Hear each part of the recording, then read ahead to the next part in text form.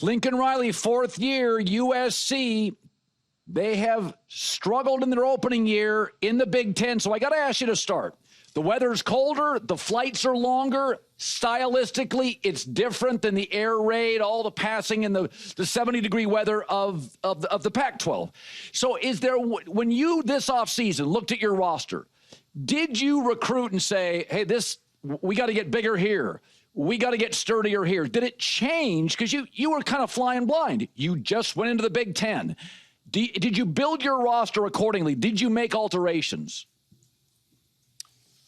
We did, and I think some of that's in response to the Big Ten, but I also think a lot of it is just response to like our natural growth as a program. You know, we want to be a team that's a national championship contender every single year, like you should expect at USC, and to do that, you have to be great on the line of scrimmage. And so we've certainly tried to build that throughout the years. I think this group coming up on both fronts has a chance to be the very best we've had, and certainly see a major difference, especially on the defensive line, that I know will pay dividends this year.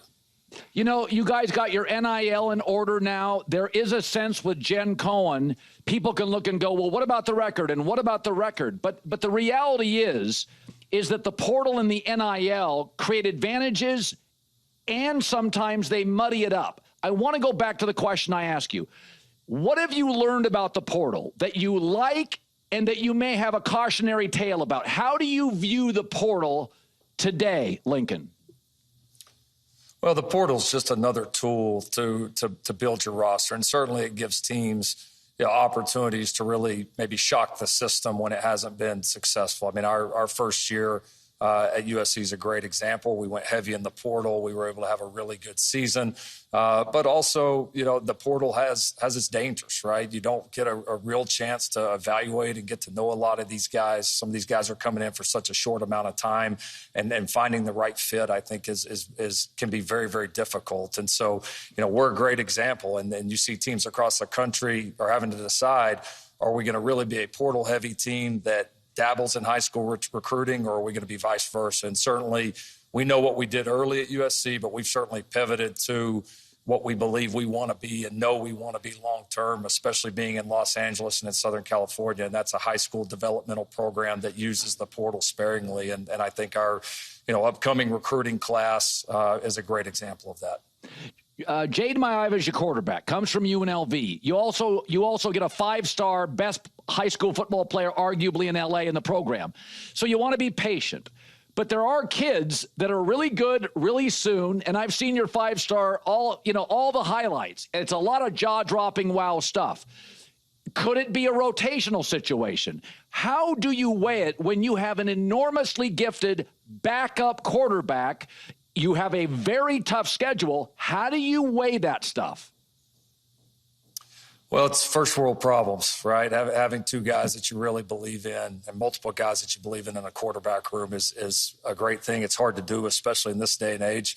We were super impressed with how Jayden Maiava played in the last 4 games, his 4 starts, who went 3-1 against 4 really quality teams, 4 very strong defenses, and thought he did some just really, really outstanding work in those games, and he's grown and progressed a lot. Certainly Husan Longstreet is a really special talent that I think is certainly one of those guys that is going to get better quickly and certainly could have a role on this football team. There's no doubt about it. And then really pleased with Sam Heward as well. I think the room is as deep as we've had it at USC. And from then on, it's competition. That's what the best programs are based on. There's got to be competition in that room, and we always want that. We've always had that, and we think that's the reason that our quarterback rooms throughout history have been pretty successful.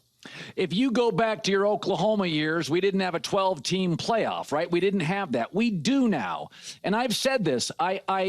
It's a different world. I look at your schedule, and it's like, okay, How do you go 5-6 years ago? I look at your schedule and I think, man, that Illinois, Michigan, Notre Dame, Nebraska run, that is rough. Do you, and then you have a couple games early that you will be heavy favorites. Do you think if you went 6 years ago, Lincoln, do you look at the season more as a whole? Are you more strategic with it? Because now it could be potentially a 15-game schedule if you get into the playoff.